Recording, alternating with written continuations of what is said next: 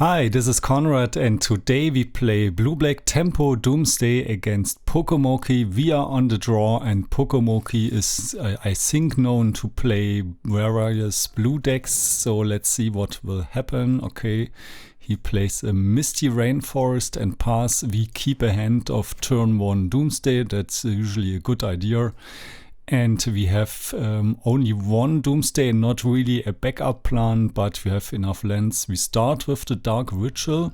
We could play Dark Ritual into Dark Ritual to play around days, but I'm not sure if that's correct. I think not, because then we don't have a Cycler or something. So if we had a Cycler in hand and something that draws cards like Knight's Whisper for black mana in the deck, then maybe we could play Dark Ritual, and if there is no days, then cycle into Knight's Whisper or something. But here I don't want to commit on the second Dark Ritual. I also don't know if the opponent is on days, so opponent plays fetches for Undercity Sewers, okay, and then puts Atraxa in the graveyard, so it's probably Reanimator and Dazes.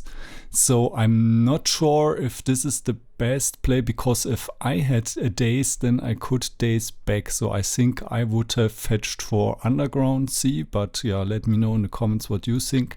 So because I didn't commit a second Dark Ritual, then the Daze resolves, but the opponent seems to not have a Reanimate spell. So we can now play around days by casting, by playing the second land, and we could also, if we think the opponent has a force, then we could also, we could play the Psychic Frog. But I think against a combo deck that already has Atraxa in the graveyard and probably plays like 10 reanimation spells. Okay, if we can discount the Metamorphosis Fanatic, because it's not possible to Miracle probably in this spot, but still I think it's better to go for it now. Also, the earlier we deploy Doomsday, the more time we have, so we don't get raised by a Psychic Frog. And what I really like about this matchup pre-board is that we don't have to fear Consigned to Memory. So this is, I think, the matchup where I lose most to, especially to Consigned to Memory. Against tempo decks, it's not that bad, because mostly I board in creatures and board out of Doomsday. But the problem is Reanimator. They can reanimate our creatures, so it's best to board out of Frog and concentrate on the Doomsday plan. And they have probably Wasteland and also Brazen Borrower and the fast combo, and this together with Thoughtseize and also racing with a Frog, or also an early Troll reanimated, also very dangerous. And yeah, I think this is a really, really hard matchup. Post board, even, I mean, we only have 2 cages in the sideboard, but yeah, pre-board we can have it much easier, because most people, they don't play Stifle in their Reanimator deck. I think there's not much space, so we can just ignore Stifle and we only have to play around mostly Wasteland, Thoughtseize, Force of Will, and getting raised by damage.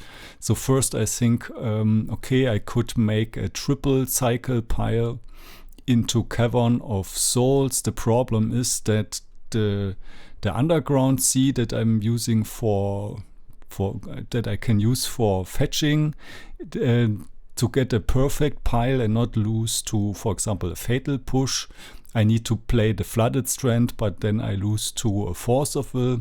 They probably don't have a Force of Will now, but there could be a Ponder or something next turn.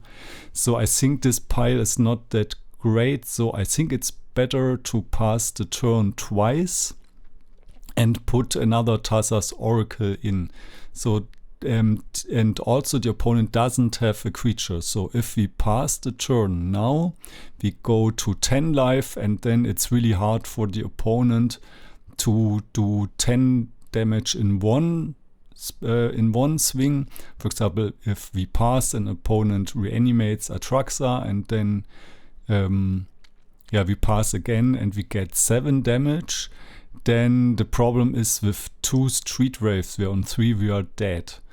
They probably don't have Bowmaster pre-board, or maybe not so many, so I think it's better to only use 1 Street Wave and then we pass twice, so we have the Edge, the Street Wave, Underground Sea, Cavern of Souls and the second Thassa's Oracle, so if we get discarded then we can still win. And I'm not quite sure what the perfect order is here, but I just stack up the 2 Cyclers. Maybe it's better to put the Edge of Autumn on top in case we get wastelanded. And opponent doesn't have the Reanimate, it seems. Okay, we have the Street Wave now, and I decide here to actually cast the Psychic Frog. I hadn't thought about this before, but I thought it gives extra devotion and can draw faster into the pile. But anyways, even if the frog gets killed, we have 4 cards in the deck. We fetch out 1, we draw 1, and then we have 2 Cyclers, so we have a perfect pile that is safe against counter spells next turn. And yeah, we cannot play around Stifle, but even a Bowmaster doesn't kill us now.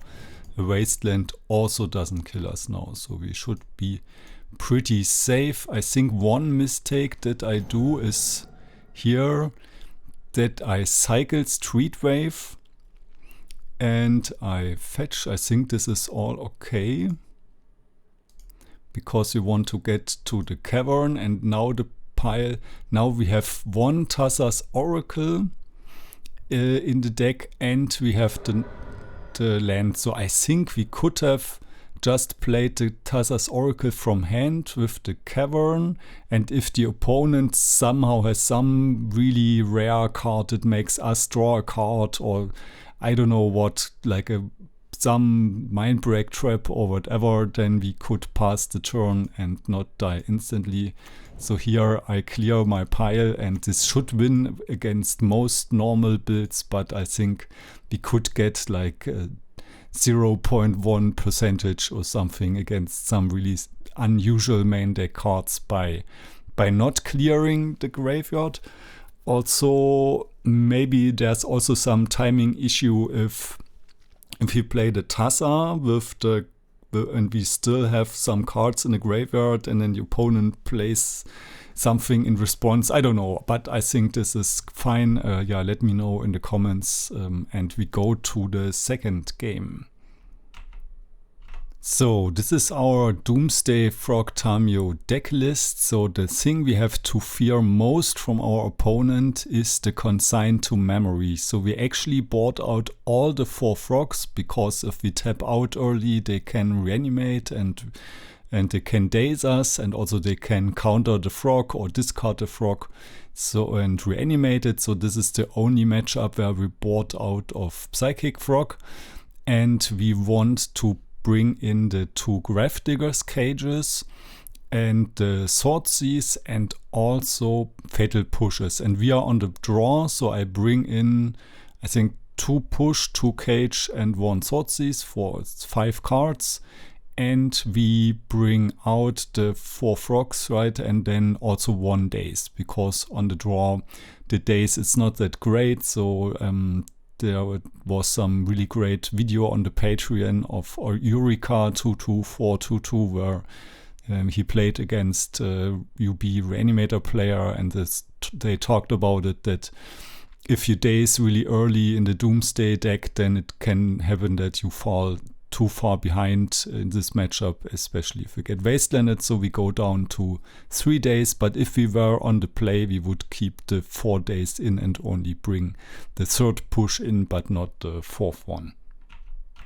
Okay, in the second game on the draw, we have a hand which is a bit weird. We have 4 mana sources, a Tamiyo and double force, and we have no cantrips and no combo whatsoever, so it will be really difficult to achieve Doomsday. I mean, if we find another black source and a Doomsday, we could theoretically cast it, but the problem is also post board, it's really difficult if they bring in all the 3 consigned to memory. So Tamiyo is actually really good in the matchup. And so I will keep this hand and try to play the Tamiyo with Cavern of Souls on Wizard, which is nice that you can put it on Wizard for both the Oracle and the Tamiyo. And let's see, because it's very hard for them to remove a flipped Tamiyo, so this will also draw us cards, so we could outgrind. So okay, we play here the Petal. I'm not sure if it's necessary to play the Petal, because Tamiyo is not dazeable anyways with the Cavern, but I want to play it out anyways in case the opponent goes for Entomb, Reanimate with like Daze, Force, backup or something, then we cannot get dazed at least. So okay, if they have Daze and Force, they can just force or force, but we can still maybe if they only have Daze and not Force or something.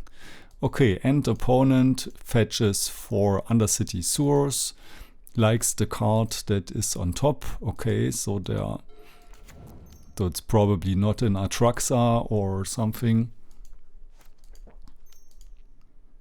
And there's a Ponder. Okay, we let this through. And it's really nice that with the Petal we cannot get single dazed, we can only get double dazed. And the opponent could also Swordseize us.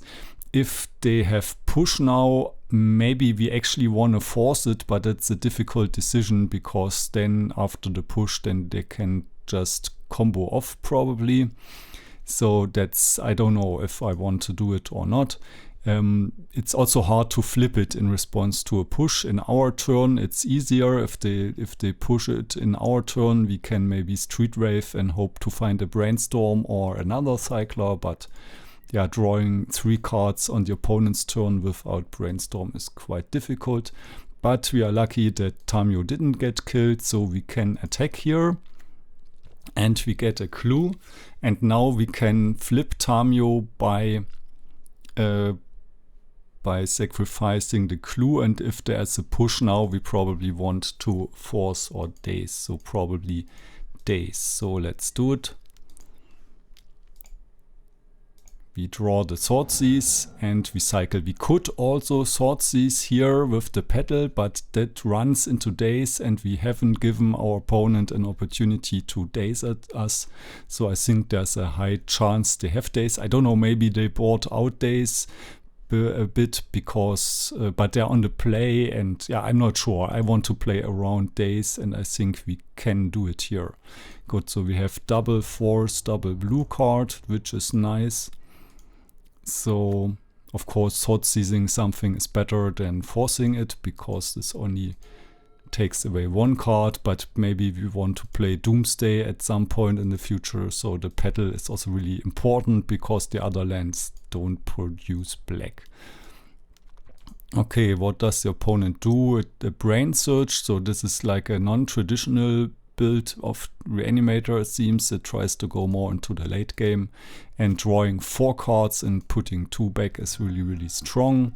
So we daze it and it gets forced, pitching Ponder. So we decide, okay, let's force it, but I decide to pitch Force, because next turn, if I want, I can get the Force anyways and use the Tamiyo as a pitch card, but it's also possible that I just want to play Tamiyo. Okay, so opponent plays a double Force, and I think in this case it's not that bad, because they lost 3 cards and gained 1, so, and we lost 2, so I think it's even. But of course they get card selection. Okay. But we are ahead in the tempo game, and now we have to make a decision. We could just play the Tamiyo and uptick the other Tamiyo and then take care not to Brainstorm, so we don't lose one of the Tamiyos. Or we could also get the Force of Will back, and then like probably best to first Swordseize and see what they have. So let's do that before we decide. So they have Brain Search, Frog and Troll. And the thing is, if we now uptick Tamiyo, then if they play a creature, then we have 1, 2 turns. Then I can still attack it, but we can block with Tamiyo for 1 turn and hope they don't find a push. So I decide to go for this line. Don't want to give them too many options to draw cards. Okay, so now we just need to be careful. I think Reanimate on the Troll would also be problematic, because then, but yeah, we didn't see the Reanimate in the hand. But I think the opponent could have hidden some card for us. So I think Frog is okay, but yeah, the Troll would be a problem, because it cannot be blocked by the Tamiyo as a creature alone. Okay, but we just uptick and hope the opponent doesn't have a push and no Bowmaster. So maybe that's a bit naive, but we get through and we win. So opponent could also like fake having an Orcish Bowmaster, but I would still have gone for it. So maybe attack first. If the opponent doesn't attack here, I think I would attack first. And even if the opponent had a push, I forgot about that. There are 4 cards in hand and there's a Tamiyo trigger. So opponent would go to 3 cards in hand with the push, discard 3 cards and have 4, 5 Psychic Frog and do 3 damage to Tamiyo. And put it to, with the trigger, and put it to 5, yeah. So this would have probably worked. Okay, but yeah, that's it.